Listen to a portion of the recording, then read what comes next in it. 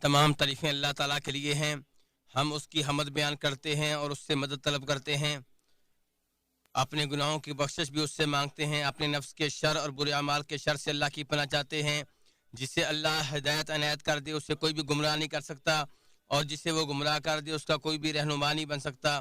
میں گواہی دیتا ہوں کہ اللہ کے سوا کوئی بھی معبود برحق نہیں اور اس کا کوئی شریک نہیں، اور میں یہ بھی گواہی دیتا ہوں کہ محمد صلی اللہ علیہ وسلم اللہ کے بندے اور اللہ کے رسول ہیں۔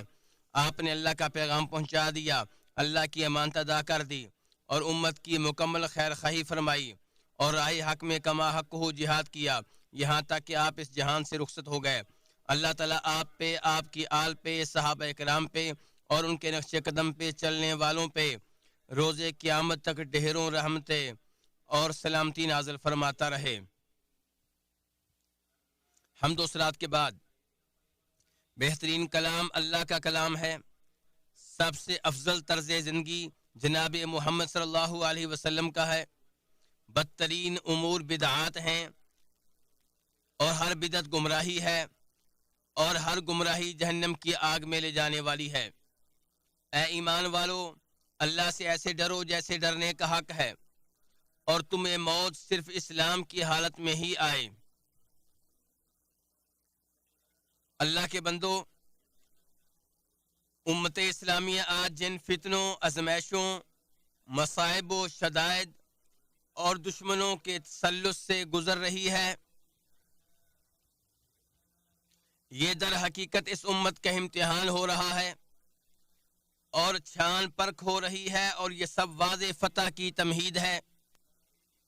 اس سے اللہ کے حکم سے غلبہ اور اقتدار ملے گا۔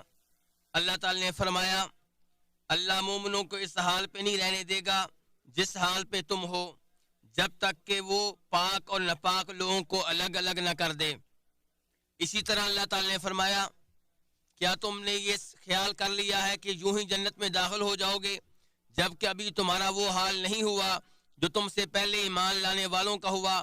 ان پہ سختیاں اور مصیبتیں آئیں اور انہیں ہلا کے رکھ دیا گیا، تاکہ رسول خود اور اس کے ساتھ ایمان لانے والے سب پکار اٹھے کہ اللہ کی مدد کب آئے گی۔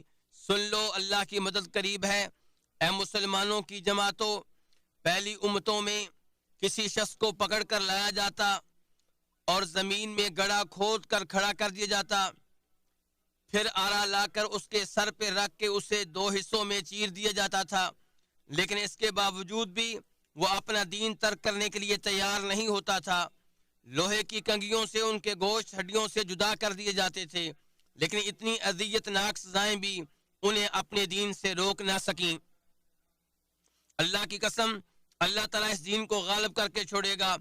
اللہ تعالیٰ فرماتے ہیں، اللہ تعالیٰ ضرور بضرور ان کی مدد کرے گا جو اللہ کی مدد کرتے ہیں۔ بے شک اللہ انتہائی طاقتور اور غالب ہے۔ اللہ کے بندو، سب سے پہلے جن لوگوں نے اعلانیہ اسلام قبول کیا ان کی تعداد 7 تھی۔ رسول اللہ صلی اللہ علیہ وسلم، ابو بکر، عمار کی والدہ سمیہ، صہیب، بلال اور مقداد رضی اللہ تعالیٰ عنہ جمیعہ۔ ان میں سے نبی علیہ السلام کو اللہ تعالیٰ نے آپ کے چچا ابو طالب کی پشت پناہی عطا فرمائی، جبکہ ابو بکر کا ان کے قبیلے نے دفاع کیا، جبکہ بقیہ لوگوں کو مشرکوں نے پکڑ کر بدترین عذاب سے دوچار کیے رکھا۔ ان میں سے ہر ایک کی زبان سے ایسے کلمات جاری ہوئے جو مشرکین چاہتے تھے، سوائے بلال رضی اللہ عنہ کے۔ بلال نے اللہ کی راہ میں اپنی جان کی کوئی پرواہ نہیں کی، ان کی قوم نے بھی ان کو کوئی اہمیت نہیں دی، چنانچہ مشرکین نے انہیں خوب سزائیں اور تکلیفیں دیں تاکہ وہ اپنا دین چھوڑ دیں، لیکن بلال رضی اللہ عنہ نے ان کی سزاؤں سے بھی بڑھ کر پامردی اور چٹان جیسی ثابت قدمی کا ثبوت دیا۔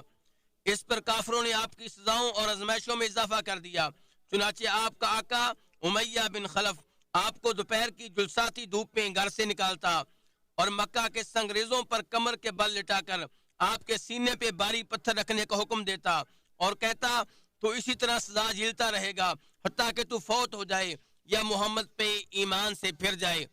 امیہ یہ بھی کہتا تھا، او ذلیل غلام، تیری وجہ سے ہم پہ کیا نحوست آن پڑی ہے، اگر تو نے ہمارے معبودوں کا اچھے لفظوں میں تذکرہ نہ کیا تو میں تمہیں یقینی طور پہ دوسرے غلاموں کے لیے نشان عبرت بنا دوں گا۔ امیہ کی ان دھمکیوں پہ بلال رضی اللہ عنہ کی کسی قسم کی ڈگمگاہٹ کے بغیر بڑی جرت اور ثابت قدمی سے کہتے ہیں، میرا رب اللہ ہے، وہ ایک ہے، وہ ایک ہے۔ اگر میرے علم میں تمہارے لیے اس سے بھی زیادہ کوئی غضبناک لفظ ہوتا تو میں وہ بھی کہہ دیتا۔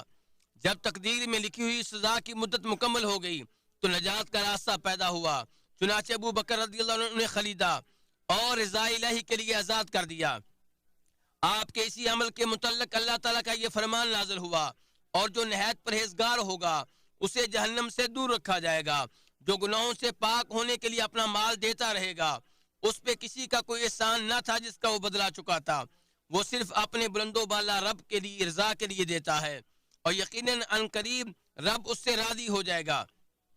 اس کے بعد دن گزرتے رہے، نبی علیہ الصلوۃ والسلام اور مسلمان مدینہ کی جانب ہجرت کر جاتے ہیں، اور بلال بھی ہجرت کرتے ہیں اور مؤذن اسلام بننے کا اعزاز حاصل کرتے ہیں۔ پھر بلال رضی اللہ عنہ کچھ عرصے کے بعد نبی علیہ الصلوۃ والسلام کے ساتھ معرکہ بدر میں شرکت کے لیے نکل پڑتے ہیں، جبکہ مشرکین اپنے سرغنوں کے ہمراہ مسلمانوں سے لڑنے کے لیے مکہ سے آتے ہیں۔ ان میں امیہ بن خلف اور ابو جہل پیش ہیں۔ مشرکین بڑے گمنڈ اور غرور سے پیش قدمی کرتے ہیں۔ ان کا لشکر 1000 جنگجوؤں پہ مشتمل ہے۔ ان کے ساتھ ناچ گانے والیاں ہیں جو دف بجا رہی ہیں، مسلمانوں کی مذمت پہ مشتمل شعر پڑھ رہی ہیں، اور وہ اعلان کرتے ہیں، اللہ کی قسم ہم بدر میں 3 دن قیام کے بغیر واپس نہیں جائیں گے۔ ہم وہاں رک کر اونٹ نہر کریں گے، کھانے کھائیں گے، شراب نوشی کریں گے، ناچنے والیاں ہمارا دل بہلائیں گی۔ سارے عرب میں ہماری اس پیش قدمی کا اور ہمارے اس عظیم لشکر کا چرچا ہوگا، تو سارے لوگ ہمیشہ ہم سے مروب ہو کر رہیں گے۔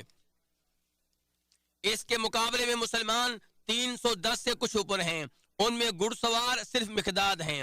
میدان معرکہ سج جاتا ہے، اور اللہ چاہتے ہیں کہ وہ اس دھرتی پہ کمزور سمجھے جانے والوں پہ اپنا کرم فرمائے اور انہیں قیادت دے کر دھرتی کا والی وارث بنا دے۔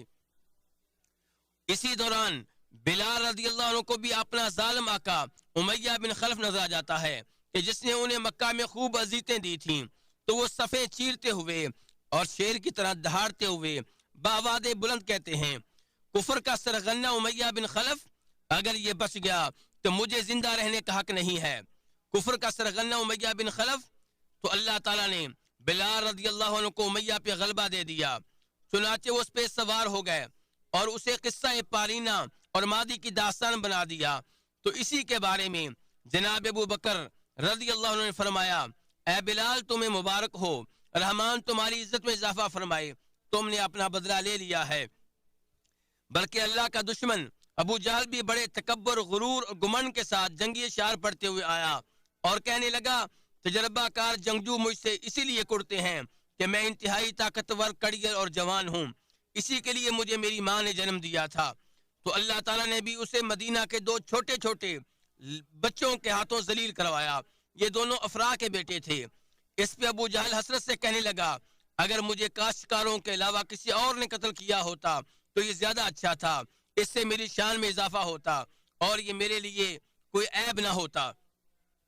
پھر ابن مسعود رضی اللہ عنہ آگے بڑھے، ابو جہل کی گردن پہ پاؤں رکھ کر فرماتے ہیں، اللہ کے دشمن، اللہ نے تجھے ذلیل و رسوا کر دیا۔ اس پہ ابو جہل اپنی آخری ہچکی سے پہلے ابن مسعود رضی اللہ عنہ کو تانا دیتے ہوئے کہتا ہے، بکریوں کے چرواہے، تو نے بہت گراں قدر جگہ پہ قدم رکھا ہے۔ پھر جب مکہ فتح ہو گیا تو بلال رضی اللہ عنہ کعبہ کی چھت پہ چڑھتے ہیں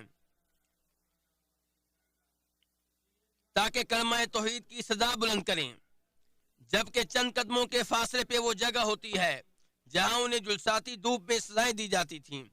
پھر وہ سب کے سامنے علل اعلان یہ صدا لگاتے ہیں، اللہ اکبر، اللہ ہر چیز سے بڑا ہے، میں گواہی دیتا ہوں کہ اللہ کے سوا کوئی معبود برحق نہیں، میں گواہی دیتا ہوں کہ جناب محمد اللہ کے رسول ہیں۔ بلال کے منہ سے یہ بول سن کر بلال کے دشمنوں کا غصہ جوبن پہ آ جاتا ہے، اور کچھ تو یہ کہنے پہ مجبور ہو جاتے ہیں کہ اللہ نے میرے باپ پہ بڑا کرم کیا کہ بلال کے منہ سے یہ الفاظ سننے سے پہلے ہی میرا باپ فوت ہو گیا، وگرنہ اسے بہت غصہ آتا۔ کسی نے یہ بھی کہا، کاش یہ وقت مجھے دیکھنا نہ پڑتا اور میں اس سے پہلے ہی مر گیا ہوتا۔ مسلمانوں، بلال رضی اللہ عنہ کو اسلام میں اتنا بلند مقام و مرتبہ بہت سی تکلیفوں، آزمائشوں، صبر اور جد و جہد کے بعد ہی کہیں جا کر ملا۔ اللہ تعالیٰ فرماتے ہیں، ایمان والو، صبر کرو، ایک دوسرے کو صبر کی تلقین کرو اور مسلمانوں کے مورچوں پہ ڈٹے رہو۔